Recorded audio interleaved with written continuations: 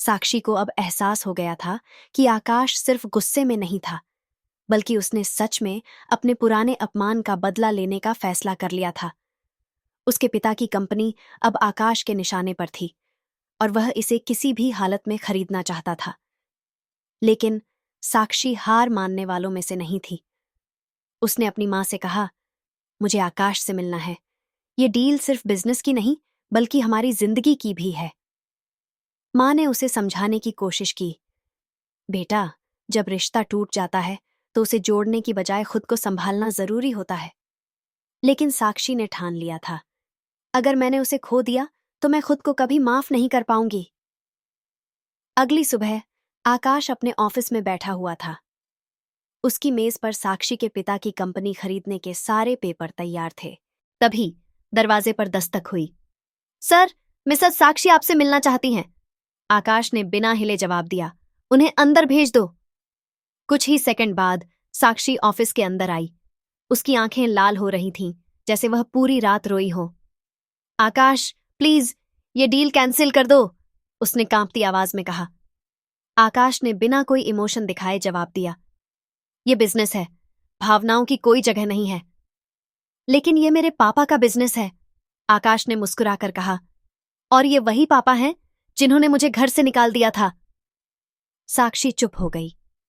आकाश ने साक्षी की तरफ देखा और कहा, तुम चाहो तो यह डील रोक सकती हो? साक्षी ने चौंक कर पूछा, कैसे? आकाश ने अपनी कुर्सी से उठकर कहा, अगर तुम मेरे पास वापस आ जाओ तो मैं इस डील को रोक सकता हूं। साक्षी के पैरों तले जमीन खिसक गई। क्या क्या तुम मुझे खरीदना चाहते हो? आकाश ने उसकी आंखों में देखा और कहा, नहीं, मैं सिर्फ यह देखना चाहता हूं कि तुम्हारे लिए क्या ज्यादा जरूरी है, तुम्हारा परिवार या तुम्हारा अहंकार। साक्षी को समझ नहीं आ रहा था कि वह क्या करे। आकाश का प्रस्ताव सिर्फ एक बिजनेस डील नहीं था, बल्कि उसके आत्मसम्मान और रिश्तों की अग्नि परीक्षा थी। अगर तुम मेरे पास वापस आ जाओ तो मैं तुम्हारे पिता की कंपनी खरीदने से पीछे हट जाऊंगा। आकाश के इन शब्दों ने साक्षी के दिल और दिमाग दोनों में तूफान मचा दिया। क्या यह वही आकाश है जिसे मैंने कभी कमजोर समझा था? क्या यह वही लड़का है जिसे मैं अपना पति मानने से इनकार करती थी? साक्षी की आंखों में आंसू आ गए, लेकिन आकाश की नजरों में कोई नरमी नहीं थी। तो क्या सोचा तुमने? आकाश ने अपने हाथ में रखा पेन टेबल पर रखते हुए कहा। साक्षी ने एक गहरी सांस ली और बोली, क्या तुम्हें लगता है कि तुम मुझे ब्लैकमेल कर सकते हो? आकाश मुस्कुराया, मैं तुम्हें ब्लैकमेल नहीं कर रहा, मैं तुम्हें एक मौका दे रहा हूं। मौका? साक्षी की आवाज में दर्द था। आकाश ने आगे झुकते हुए कहा, हाँ, एक मौका, अपने किए की भरपाई करने का। साक्षी के दिमाग में पुरानी सारी बातें घूमने लगीं। कैसे उसने आकाश को एक नालायक घर जमाई समझा था, कैसे उसने अपने दोस्तों के सामने उसे अपमानित किया था, कैसे उसने कभी आकाश को प्यार और इज्जत देने की कोशिश नहीं की थी। अब वही आकाश उसकी किस्मत का फैसला कर रहा था। अगर मैं तुम्हारे पास वापस आ गई तो क्या तुम मुझे माफ कर दोगे?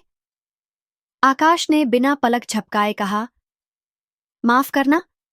मैंने तुमसे बदला लेने का कभी नहीं सोचा था, लेकिन अब तुम मेरी शर्तों पर वापस आओगी, न कि अपने शर्तों पर। साक्षी को पहली बार एहसास हुआ कि उसने आकाश को हमेशा कमजोर समझने की गलती की थी।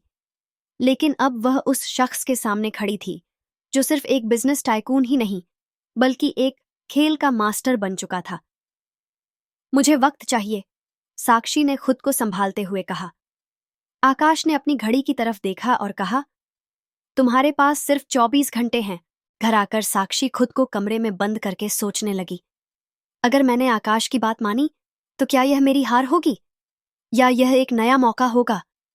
उसी वक्त उसके पिता कमरे में आए और बोले, बेटा, हमें आकाश से मदद मांगनी होगी। साक्षी चौंक गई, क्या? पापा, आप? हाँ बेटा, आकाश अब इतना बड़ा आदमी बन चुका है कि पूरी इंडस्ट्री उसके आगे झुकने को तैयार है। अगर वह हमारी मदद नहीं करेगा तो हमारी कंपनी डूब जाएगी। साक्षी को लगा जैसे किसी ने उसके पैरों तले जमीन खींच ली हो। पापा, क्या आप चाहते हैं कि मैं अगर तुम्हें अपनी गलती का एहसास हो चुका है तो तुम्हें अपना रिश्ता बचाने की कोशिश करनी चाहिए। साक्षी को लगा जैसे सब कुछ उल्टा हो चुका था। उधर आकाश अपने पेंट हाउस में खड़ा शहर की चमचमाती रोशनी को देख रहा था। उसके दिमाग में सिर्फ एक ही सवाल चल रहा था, क्या मैं वाकई साक्षी को अपने पास वापस चाहता हूं? तभी उसका फोन बजा। स्क्रीन पर नाम चमका, आयरा। आकाश ने फोन उठाया। हाय आयरा। आकाश, क्या तुमने फैसला कर लिया? क्या तुम सच में उसे वापस लाना चाहते हो? आकाश मुस्कुराया। कभी कभी दुश्मनों को जीतने का सबसे अच्छा तरीका उन्हें अपने करीब रखना होता है। आयरा हंस पड़ी। तुम सच में एक चालाक खिलाड़ी बन चुके हो आकाश। अगली सुबह साक्षी ने अपने डर, अहंकार और भ्रम को पीछे छोड़ते हुए एक फैसला कर लिया था। वह आकाश के ऑफिस पहुंची। अंदर जाते ही उसकी नजर उस टेबल पर पड़ी जहां आकाश शांति से बैठा था। मैं तुम्हारी शर्त मानने के लिए तैयार हूं। आकाश ने बिना कोई इमोशन दिखाए उसकी तरफ देखा और कहा, अब से तुम्हारी हर चाल मेरे इशारों पर चलेगी। साक्षी के चेहरे पर चिंता थी, लेकिन अब वह तैयार थी। साक्षी का नया सफर, प्यार या सजा? साक्षी ने आकाश की शर्त मान ली थी। अब वह एक ऐसी राह पर थी जहां उसे नहीं पता था कि वह एक पत्नी की तरह लौट रही है या किसी कैदी की तरह। आकाश के घर में कदम रखते ही उसे लगा जैसे सब कुछ बदल चुका है। तुम्हारा कमरा पहले जैसा ही है, लेकिन अब तुम्हारे रुतबे और अधिकार पहले जैसे नहीं हैं। आकाश की आवाज में एक ठंडापन था।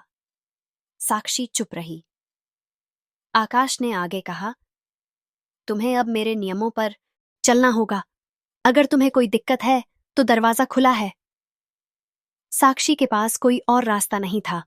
उसने सिर झुका लिया। ठीक है आकाश, मैं तुम्हारी हर शर्त मानने के लिए तैयार हूं। आकाश ने एक हल्की मुस्कान के साथ जवाब दिया। अच्छा फैसला, लेकिन यह मत भूलना कि अब तुम सिर्फ मेरी पत्नी नहीं, बल्कि मेरे नियमों की कैदी भी हो। अगले दिन आकाश ने एक बड़ी पार्टी रखी। इसमें बड़े बड़े बिजनेसमैन, मीडिया और परिवार के लोग शामिल थे। साक्षी को एक महंगे लेकिन बेहद सिंपल कपड़ों में तैयार किया गया। जब वह पार्टी में पहुंची तो सबकी नजरें उसी पर थीं। तभी एक रिपोर्टर ने उससे सवाल किया, मैम, आप वापस आ गई, लेकिन किस रिश्ते से? साक्षी जवाब देती, उससे पहले आकाश ने जवाब दिया, एक अधूरी डील पूरी करने। पार्टी में हलचल मच गई। सब सोचने लगे कि आखिर यह रिश्ता प्यार का है या बदले का। साक्षी ने खुद को संभालते हुए कहा, मैं अपने पति के साथ हूं, बस इतना ही काफी है। लेकिन अंदर ही अंदर वह आकाश की इस सख्ती से टूट रही थी। पार्टी के दौरान एक लड़की ने साक्षी के सामने हाथ बढ़ाया। हाय, मैं आयरा हूं। साक्षी ने उसकी तरफ देखा, वही लड़की जिसे उसने पार्टी में आकाश के साथ देखा था। हाय आयरा, साक्षी ने जबरदस्ती मुस्कुराते हुए कहा। आयरा ने हल्की हंसी के साथ कहा, तुम बहुत खुशकिस्मत हो जो आकाश ने तुम्हें एक और मौका दिया। साक्षी को उसकी बातें तीर की तरह चुभ रही थीं। तुम्हें आकाश के बारे में कितना पता है? साक्षी ने अचानक पूछ लिया। आयरा मुस्कुराई और बोली, शायद तुमसे ज्यादा। साक्षी का दिल डूबने लगा। पार्टी खत्म होने के बाद साक्षी अपने कमरे में जाने लगी। तभी आकाश ने उसे रोका। तुम गलत कमरे में जा रही हो। साक्षी चौंकी। मतलब? आकाश ने दरवाजे की तरफ इशारा करते हुए कहा, अब से तुम्हारा कमरा अलग होगा। साक्षी की आंखों में आंसू आ गए। तो क्या तुमने मुझे सिर्फ अपने अपमान का बदला लेने के लिए बुलाया है? आकाश की आंखों में कोई नरमी नहीं थी। तुमने मुझे कभी पति नहीं माना था साक्षी, तो अब यह रिश्ता सिर्फ नाम का ही रहेगा। साक्षी समझ गई कि आकाश अब सिर्फ उसे महसूस कराना चाहता था कि दर्द कैसा होता है। साक्षी का दर्द, क्या अब कोई उम्मीद बची है? साक्षी का नया कमरा उस पुराने कमरे से बहुत अलग था जहां वह पहले रहती थी। कोई लग्जरी नहीं, कोई खास सुविधा नहीं। यह किसी नौकर के कमरे जैसा लग रहा था। उसने खुद को आईने में देखा।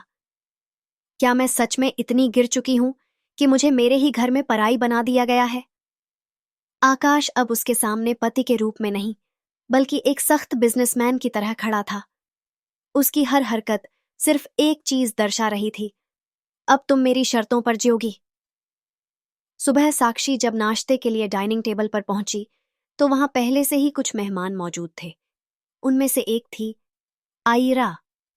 गुड मॉर्निंग साक्षी, आयरा ने एक तंज भरी मुस्कान के साथ कहा। साक्षी ने कोई जवाब नहीं दिया और अपनी कुर्सी खींचकर बैठ गई। लेकिन तभी आकाश ने बिना उसकी तरफ देखे कहा, साक्षी, ये कुर्सी तुम्हारे लिए नहीं है। पूरे टेबल पर सन्नाटा छा गया। क्या? साक्षी ने चौंक कर पूछा। आकाश ने नाश्ता करते हुए कहा, ये कुर्सी सिर्फ खास लोगों के लिए है और फिलहाल तुम इस लिस्ट में नहीं आती। साक्षी के दिल को जैसे किसी ने नोच दिया हो। तो क्या अब मैं तुम्हारे लिए एक अजनबी हूं? उसने दर्द भरी आवाज में पूछा। आकाश ने बिना भावनाएं दिखाए कहा, तुम्हें तो पहले ही यह रिश्ता नाम का ही लगता था, तो फिर अब इतनी तकलीफ क्यों हो रही है? पूरा टेबल खामोश था। किसी को समझ नहीं आ रहा था कि यह एक शादीशुदा जोड़े की बातचीत है या दुश्मनों की लड़ाई। आयरा ने हल्की हंसी के साथ कहा, साक्षी, अगर तुम्हें तकलीफ हो रही है तो मैं अपनी कुर्सी छोड़ सकती हूं। साक्षी ने उसकी तरफ देखा और फिर खुद को संभालते हुए बोली, जरूरत नहीं है। वह उठी और बिना कुछ खाए कमरे से बाहर निकल गई। साक्षी ने अब तय कर लिया था कि वह खुद को कमजोर नहीं बनाएगी। उसने खुद से कहा, अगर आकाश सोचता है कि वह मुझे तोड़ सकता है तो वह गलत सोच रहा है। वह अब इस खेल को आकाश के ही तरीके से खेलने का फैसला कर चुकी थी। उधर आकाश अपने ऑफिस में बैठा हुआ एक फाइल देख रहा था। अब वक्त आ गया है कि साक्षी को उसकी असली जगह दिखाई जाए। उसने अपनी टीम को कॉल किया और कहा, मुझे वह सारी डील्स चाहिए जहां साक्षी के पिता ने धोखा किया था। टीम ने पूछा, सर, आप क्या करना चाहते हैं? आकाश ने ठंडी आवाज में कहा, मैं उसे उसकी कमजोरियों से हराऊंगा। साक्षी का नया रूप, अब वह कमजोर नहीं। साक्षी को आकाश की हर बात अब साफ समझ में आ रही थी। यह सिर्फ उसकी बेइज्जती करने का खेल नहीं था, बल्कि उसे पूरी तरह तोड़ने की साजिश थी। लेकिन अब वह टूटने के लिए तैयार नहीं थी। रात को जब पूरा घर सो रहा था, साक्षी अपने कमरे में बैठकर सोच रही थी, आकाश यह भूल रहा है कि मैं सिर्फ उसकी पत्नी नहीं, बल्कि एक बिजनेसमैन की बेटी भी हूं। उसने खुद को आईने में देखा और फैसला किया, अब से मैं इस खेल में प्यादे की तरह नहीं, बल्कि खिलाड़ी की तरह खेलूंगी। सुबह जब आकाश अपने ऑफिस पहुंचा तो उसे अपनी टीम से एक चौंकाने वाली खबर मिली। सर, साक्षी मैम ने अपने पिता की कंपनी को फिर से खरीदने का फैसला कर लिया है। आकाश ने चौंक कर पूछा, क्या? टीम में से एक आदमी बोला, जी सर, उन्होंने नए इन्वेस्टर्स के साथ एक मीटिंग फिक्स की है और अगले हफ्ते एक बड़ी अनाउंसमेंट करने वाली हैं। आकाश के चेहरे पर पहली बार हल्की सी चिंता झलकी। तो अब खेल दिलचस्प हो रहा है। रात को जब आकाश घर पहुंचा तो उसने साक्षी को अपने कमरे में आराम से बैठे देखा। तुम काफी कॉन्फिडेंट लग रही हो, आकाश ने व्यंग्य करते हुए कहा। साक्षी ने बिना किसी डर के जवाब दिया, हाँ, क्योंकि अब मैं समझ चुकी हूं कि तुम्हारी चालें सिर्फ डराने के लिए हैं, हराने के लिए नहीं। आकाश मुस्कुराया, देखते हैं कब तक यह कॉन्फिडेंस बना रहता है। अगले दिन साक्षी ने अपने पुराने दोस्तों और बिजनेस पार्टनर्स से मिलकर एक नई टीम बनाई। अब मुझे किसी से मदद नहीं चाहिए, मैं खुद अपनी लड़ाई लड़ूंगी। उसने तय कर लिया था कि वह आकाश को यह साबित करके रहेगी कि वह सिर्फ उसकी पत्नी नहीं, बल्कि उसकी बराबर की प्रतिद्वंद्वी भी है। साक्षी ने अपने पिता की कंपनी को फिर से खड़ा करने के लिए पूरा प्लान बना लिया था। उसने अपने बचपन के दोस्त और एक बड़े इन्वेस्टर रणवीर मेहरा से मुलाकात की। रणवीर, तो तुमने आखिरकार अपनी ताकत पहचान ली? साक्षी, अब और सहन नहीं होगा रणवीर, अब मुझे आकाश को यह दिखाना है कि मैं कमजोर नहीं हूं। रणवीर मुस्कुराया, मैं हमेशा तुम्हारे साथ हूं। इस मीटिंग के कुछ घंटों बाद ही साक्षी ने एक प्रेस कॉन्फ्रेंस रखी, जिसमें उसने ऐलान किया कि उसकी कंपनी एक नई डील पर काम कर रही है, जो सीधा आकाश की कंपनी को टक्कर देगी। जब आकाश को इस प्रेस कॉन्फ्रेंस की खबर मिली तो उसके चेहरे पर हल्की मुस्कान आई। तो अब तुम वाकई मुझे चैलेंज कर रही हो साक्षी? उसने खुद से कहा। उसने तुरंत अपनी टीम को बुलाया और एक नया प्लान बनाया। अगर साक्षी को लगता है कि वह मुझसे जीत सकती है, तो मैं उसे दिखाऊंगा कि बिजनेस की दुनिया इतनी आसान नहीं होती। इधर आयरा को यह बिल्कुल पसंद नहीं आ रहा था कि आकाश अब भी साक्षी को लेकर गंभीर था। उसने अपने मन में सोचा, अगर साक्षी और आकाश फिर से करीब आए तो मेरा क्या होगा? आयरा ने तुरंत एक रिपोर्टर से संपर्क किया और एक बड़ा झूठ फैलाया। आकाश और मैं शादी करने वाले हैं। यह खबर मीडिया में आग की तरह फैल गई। जब साक्षी ने यह खबर सुनी तो उसका दिल धड़क उठा। आकाश शादी कर रहा है? उसकी आंखों में आंसू आ गए, लेकिन अगले ही पल उसने खुद को संभाला। नहीं, अब मुझे भावनाओं में नहीं बहना है। लेकिन सवाल यह था, क्या साक्षी सच में इस खबर से प्रभावित नहीं थी? अगले भाग में आकाश और साक्षी के बीच पहली बार होगी आमने सामने की टक्कर। आयरा का एक और बड़ा षड्यंत्र। साक्षी और रणवीर की दोस्ती क्या आकाश को जलाएगी?